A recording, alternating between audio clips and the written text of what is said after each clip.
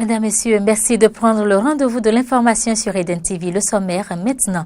Visite de contrôle ce mardi au port sec de Parakou par l'honorable Claudine Afiavi Prudencio. Vous aurez les précisions de cette descente avec Maury Arnaud Agua.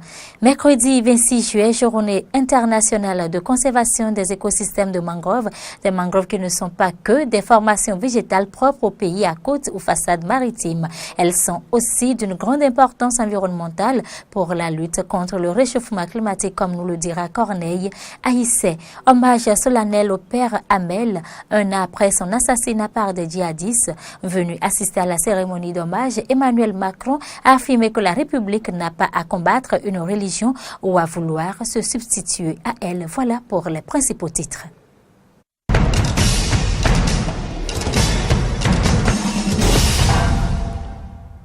Si vous venez de nous rejoindre, bienvenue à vous. Ce mardi 25 juillet 2017, l'honorable Claudine Afiavi Prudencio s'est rendue sur le site du port sec de Parakou dans le cadre d'une visite de contrôle. À cette occasion, elle y a effectué un tour rapide de la plateforme portuaire, compte rendu Moréano Aguero Maric Devouchi.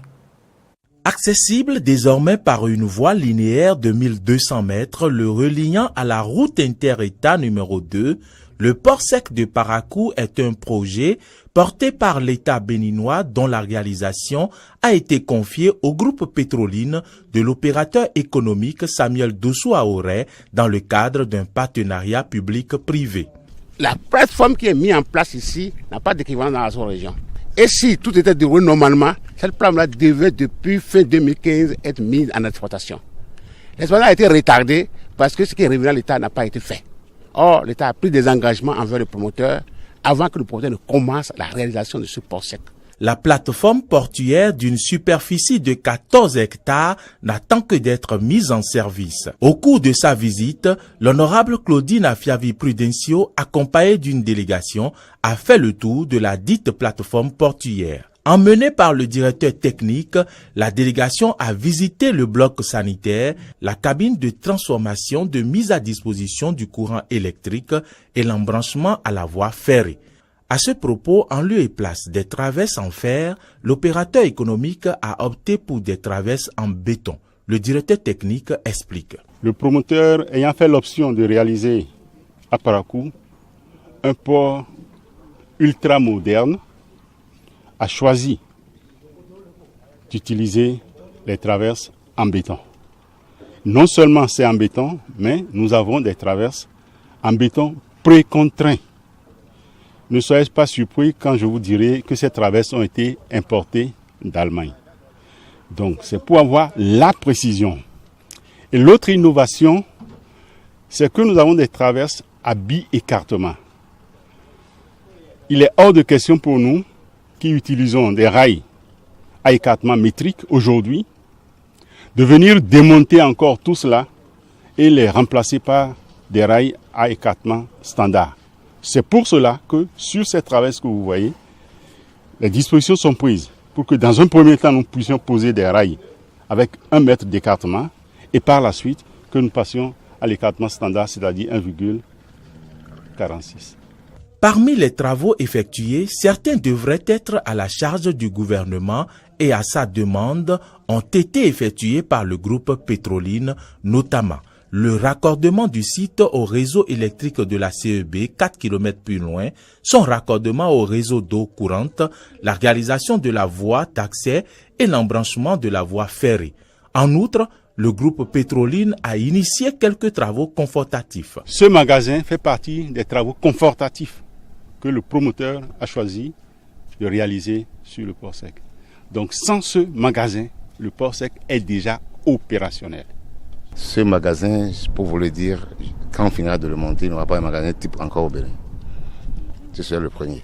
Cette spécificité, d'abord, la peinture qui est là-dessus, qu'on a mis là-dessus partout, c'est de la peinture anti-feu, qu'on n'a jamais mis sur un magasin ici au Bénin. Et le calcul logiciel qui a permis de sortir les éléments de cette charpente, il n'y a que 15 dans le monde entier. Donc ce logiciel, il y en a 6 en Asie, 4 aux États-Unis et 5 dans l'Europe. Et c'est avec ce logiciel que nous avons travaillé pour sortir ce magasin. Je ne peux pas tout déterminer ici. C'est quand on aurait dû finir, on viendra voir qu'on saura que ça là, il y a une différence réellement. À la fin de sa visite, l'honorable Claudine Afiavi Prudencio a souhaité la mise en service effective du port sec de Parakou. Nous sommes tous béninois. On avait parlé effectivement de l'ancien régime. Nous sommes avec la rupture. Il faut que ça avance. Parce que le promoteur même, il est déçu. Il ne fait que sortir de l'argent, sortir de l'argent, sortir de l'argent sans lendemain. On ne sait pas si c'est demain ou après-demain que nous allons démarrer l'exploitation. C'est pas bien, c'est pas une bonne chose. Il faut absolument qu'on encourage celui qui fait tout ça. Maître Dikui, membre de la délégation, s'interroge sur les raisons qui freinent le démarrage des activités du port sec. Je me rends compte que le partenariat public-privé peut effectivement trouver corps ici, comme c'est le cas au Burkina, au Sénégal, comme c'est le cas en Côte d'Ivoire. Je crois qu'au Bénin, on peut également réaliser beaucoup de choses à travers le partenariat public-privé. Le port sec de Parakou est un joyau et qui peut donner de l'emploi aux jeunes de cette ville et qui peut booster le développement de Parakou et partant du Bénin. Ma déception vient du fait que depuis 2015, le port sec de Parakou n'a pas démarré ses activités alors que les travaux sont entièrement réalisés. Pourquoi cela ? La mise en service du port sec est également tributaire du fonctionnement optimal des chemins de fer, une autre grosse problématique en attente d'être réglée. Vous le savez, le mouvement des jeunes du Septentrion Mogès, appelé récemment l'État du Bénin, a procédé à la mise en service du port sec de Parakou. Port sec, infrastructure réalisée par l'homme d'affaires béninois Samuel Dossou Aoré, suite à une demande expresse du gouvernement Yayi de son pays. Une infrastructure qui, pense le Mogès, va contribuer à résorber le problème du chômage. Quelques jours après cette déclaration, nous sommes allés à la rencontre de ses responsables. Écoutez les propos de leur porte-parole au micro de Morey Arnaud Agua et Romaric Devauché. Le port sec de Parakou, c'est un joyau pour la jeunesse de Parakou. Nous sommes désœuvrés à Parakou. Vous faites le tour, vous allez voir les jeunes assis partout sous les arbres en train de commérer. Ce n'est pas bien que ce n'est pas bien que la jeunesse soit désœuvrée. Le port sec, c'est beaucoup d'emplois pour nous les jeunes de Parakou. Ce n'est pas Parakou, c'est une ville cosmopolite. Le port sec, on l'attend de pied ferme. Et j'ai assisté à plusieurs rencontres de la mairie où le maire de la ville de Parakou a plusieurs fois annoncé que le port sec entrerait en service. Il a dit il n'y a pas plus de 3 mois, il a annoncé urbi et orbi que le port sec devrait démarrer dans 3 mois. Et puis voilà là où nous en sommes. Nous sommes impatients. Et si l'État central ne fait rien pour que ce port sec démarre les travaux le plus tôt possible, nous jeunes, nous n'allons pas patienter longtemps parce qu'ils disent que une jeunesse qui est désœuvrée, c'est une bombe à retardement. C'est vrai, le reproche fondamental qui a été toujours fait aux opérateurs économiques béninois, c'est qu'ils n'aiment pas investir dans leur propre pays. Qu'il a les moyens, il veut aider ses enfants. Il veut donner de l'emploi à la jeunesse. Vous n'êtes pas sans savoir que chaque jour, dans tous les discours politiques, c'est l'emploi des jeunes, l'emploi des jeunes. Voilà qu'on dit que l'État ne crée pas les emplois, mais l'État crée les conditions de création d'emplois et qu'un privé vienne mettre ses moyens, malgré les risques. Nous jeunes, nous sommes prêts à l'accompagner et nous lui demandons de rester serein, de ne pas se décourager, car un arbre qui porte de bons fruits attire les regards des grands, mais aussi les cailloux des petits-enfants.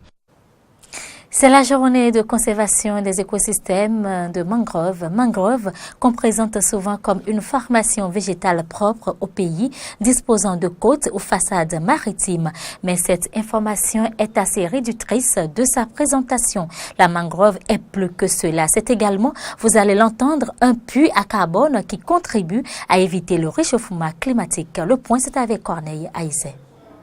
Formation végétale particulière, la mangrove se rencontre dans les zones situées à l'interface entre la mer et la terre et se développe principalement sur les côtes. Les mangroves sont des formations particulières dont bénéficient seulement les pays qui ont une côte ou façade maritime. Il s'agit d'une zone de transition entre l'océan ou la mer et le continent. Au Bénin ici, sur toute la longueur de notre côte, nous avons des réserves de mangroves.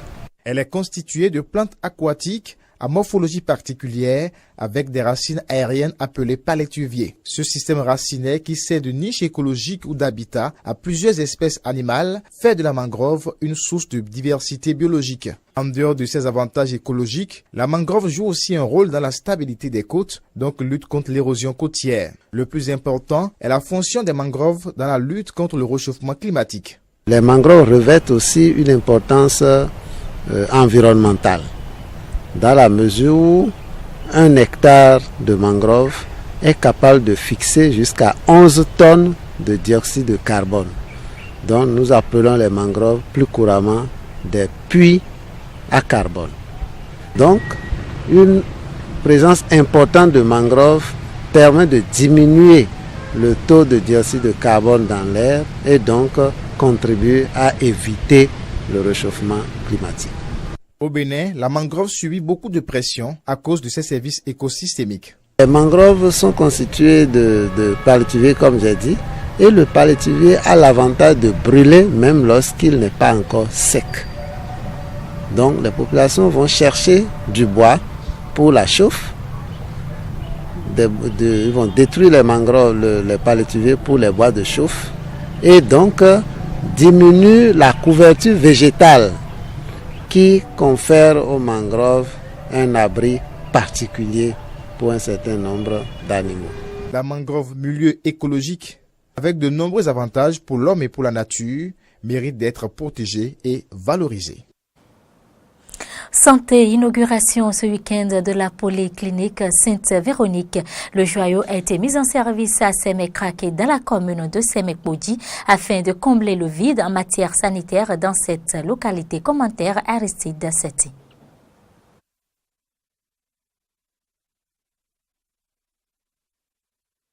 Inauguration de ce week-end de la polyclinique Sainte-Véronique. Le joyau a été mis en service à Sémé-Craqué dans la commune de Sémé-Kbodji afin de combler le vide en matière sanitaire dans cette localité. On fait le point avec Aristide Seti. Sainte-Véronique a été officiellement mise en service ce samedi. Mise à la disposition des populations de Sémé-Kbodji par le groupe Proda, le joyau vient répondre aux nombreux problèmes sanitaires de ces populations en matière de soins de qualité et apporter la réponse tant attendue aux pathologies autrefois incurables dans la localité. Cette cérémonie d'inauguration a servi d'occasion au directeur technique de l'hôpital pour rappeler les objectifs et la mission de sa création. Convaincu de l'intérêt de ce centre pour la lutte contre les multiples affections qui accablent nos populations, je voudrais vous rassurer qu'un bon usage sera fait de cette infrastructure et des équipements dont nous avons désormais la charge. Dotée des appareils et équipements à la pointe de la technologie, la clinique Sainte-Véronique offre tout type de services sanitaires. En partant de la médecine générale aux spécialités, tout est conçu pour la pleine satisfaction des patients, quel que soit le service sollicité. Le promoteur a par ailleurs sollicité la contribution de tous pour la bonne marche des activités dans le dit centre. Les statistiques montrent que plus de 300 évacuations sont effectuées par an à coût d'environ 12 milliards de nos francs. La polyclinique Sainte-Véronique de Sémé-Craqué souhaite apporter une réponse à ce besoin crucial en soins de santé de qualité. Comptant sur votre soutien quotidien, nous nous engageons à vous servir pour votre bien-être.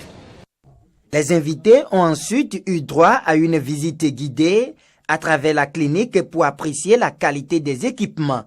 Il faut rappeler que pour le démarrage de ces activités, la clinique offre des consultations gratuites toute la journée du jeudi 27 juillet 2017 aux premiers patients venus.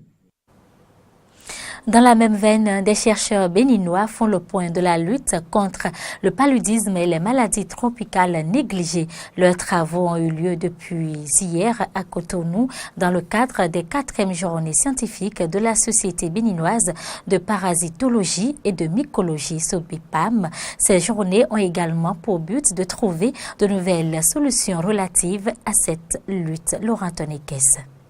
La Société béninoise de parasitologie mycologie SOBEPAM organise les 25 et 26 juillet les 4e journées scientifiques sur le thème prise en charge du paludisme et des maladies tropicales négligées.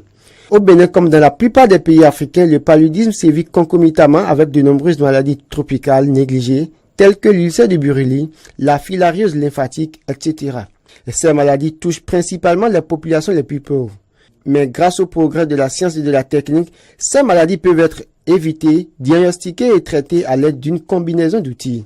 Ces 4e journées scientifiques viennent donc à point nommé pour mieux trouver de nouvelles solutions. Les présentes journées scientifiques sur le paludisme et les maladies tropicales négligées sont la concrétisation de cette politique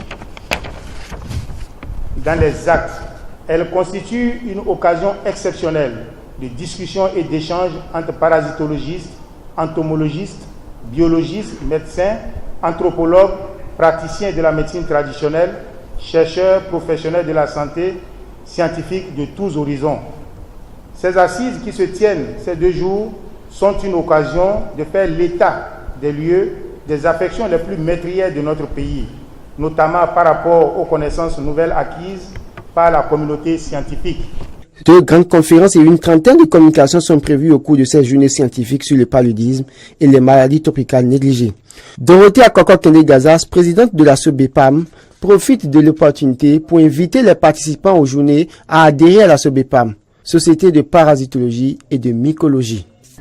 Il y a tant à faire dans la lutte contre les maladies tropicales qui affectent les populations les plus pauvres que je ne saurais terminer mes propos sans lancer un appel à vous tous qui êtes venus participer à ces journées scientifiques pour solliciter votre adhésion à la Société béninoise de parasitologie, mycologie, dont les portes sont ouvertes à ceux qui le désirent. L'OMS, à travers son représentant Télésphore Roussou, salue l'initiative de faire le point des recherches réalisées au Bénin dans le cadre de la lutte contre le paludisme et les maladies tropicales négligées. Il a par ailleurs rassuré les organisateurs de ces journées du soutien de l'OMS à appuyer les travaux de recherche. Destination le Sénégal, Khalifa Sall reste en prison. La demande de liberté provisoire du maire de Dakar a été rejetée par la Cour suprême du Sénégal. Cette décision intervient quelques jours avant les législatives sénégalaises du 30 juillet prochain. Khalifa Sall, ajoutons, dirige plutôt une coalition de l'opposition pour ces législatives. Il est en détention préventive depuis le 7 mars dernier. Un an après son assassinat, plusieurs centaines de personnes en sont venues assister mercredi à la messe dite en hommage au père Hamel. Le prêtre de 85 ans avait été égorgé le 26 juillet dernier par 2 djihadistes 12 jours après l'attentat de Nice célébré par l'archevêque de Rouen Dominique Lebrun. La cérémonie a débuté par un long silence à 9h précise, heure à laquelle le prêtre avait commencé à dire sa messe il y a un an. Selon Emmanuel Macron, la République n'a pas à combattre une religion ou à vouloir substituer à elle. Pour rappel, les assassins qui se réclamaient de l'organisation État islamique, Adel Kermiche et Abdel Malik Petidine, 19 ans, tous deux, fichés, ont été abattus par les forces de l'ordre à leur sortie de l'église. Suivez ici quelques témoignages rendus aux prêtres assassinés. Aujourd'hui, il n'y a pas de communauté. Aujourd'hui, c'est Saint-Étienne. Il y a des citoyens qui sont réunis dans l'amour, dans la fraternité et pour faire barrage à la haine et l'intolérance. On sent quand même de l'émotion ici, mais en même temps, il y a beaucoup de paix. On sent que les gens sont bien et puis il y a une espèce d'espérance quand même de tout ce qui nous est dit là. Voilà. On sent qu'on va de l'avant. On reste pas sur l'événement, mais on essaye d'avancer avec ça. Voilà.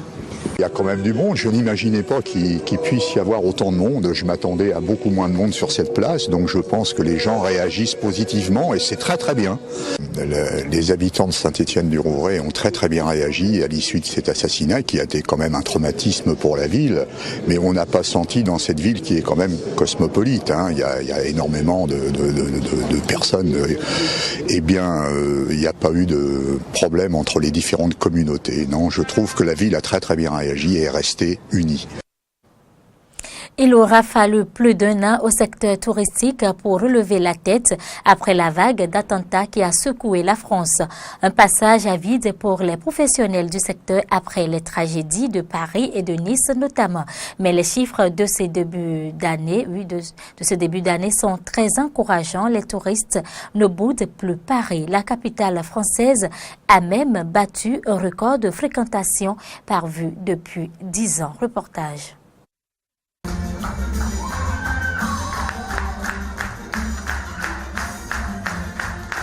Le Moulin Rouge a retrouvé son public. La salle est comble ce soir de juillet. 900 personnes venues du monde entier pour admirer les danseuses dénudées et leur légendaire froufrou bleu-blanc-rouge. Une bonne nouvelle pour le plus célèbre cabaret du monde, après une chute de sa fréquentation l'an dernier. Sur l'année 2016, on finit avec un taux de remplissage de 75%, ce qui est très peu. Là, sur le premier semestre 2017, on a un taux de remplissage de 87%, donc c'est un bon indicateur, sachant que normalement sur les vraies années, on va dire les bonnes années d'activité, on est sur des taux de remplissage de 95-97%. 15% de clients en plus depuis le début de l'année, un soulagement et une tendance générale dans le secteur touristique. Près de 5 millions de réservations dans les hôtels de la capitale entre janvier et avril, c'est 4% de plus par rapport à l'an dernier. Une embellie que les professionnels expliquent notamment par un effet d'habitude et une évolution des mentalités. Londres, Manchester, Berlin, Stockholm, Paris n'est finalement pas moins sûr que ses voisines européennes, elles aussi récemment touchées par des attentats. La répétition de ces événements très régulièrement finalement, parce qu'il y en a eu plusieurs en quelques mois, fait que ça fait un peu partie du paysage maintenant et que ça n'empêche plus d'imaginer, de penser, d'organiser un séjour dans une ville européenne et en particulier à Paris. Les touristes ont aussi fait leur retour sur les Champs-Élysées, rassurés par la présence bien visible des forces de l'ordre. En avril dernier, un policier a été abattu par un djihadiste à quelques mètres d'ici. Pas de quoi dissuader les voyageurs de se rendre sur la plus belle avenue du monde. Si on laisse les terroristes nous empêcher de voyager, alors ce sont les terroristes qui gagnent. On s'est senti en sécurité depuis qu'on est arrivé. Bien sûr, on y pense forcément, mais qu'est-ce qu'on peut y faire? On ne va pas se cacher toute notre vie et arrêter de voyager. Parce que de toute façon, ça peut arriver n'importe où. 2017 s'annonce déjà comme une bonne année pour le tourisme, porté par le retour des étrangers. Leur nombre a augmenté de 20% en ce début d'année, un chiffre historique. De quoi conforter l'objectif du gouvernement français d'atteindre 100 millions de visiteurs internationaux à l'horizon 2020. Nouvel incendie dans le Var en Indonésie. Plus de 10 000 personnes évacuées dans la nuit de mardi à mercredi. L'incendie a ravagé 1300 hectares et mobilisé plus de 550 sapeurs-pompiers. Le feu serait parti d'un centre de stockage de caravanes selon le commandant Laviaille. Mesdames, Messieurs, c'est ici que nous mettons un terme à cette édition. Merci de rester fidèles à nos programmes.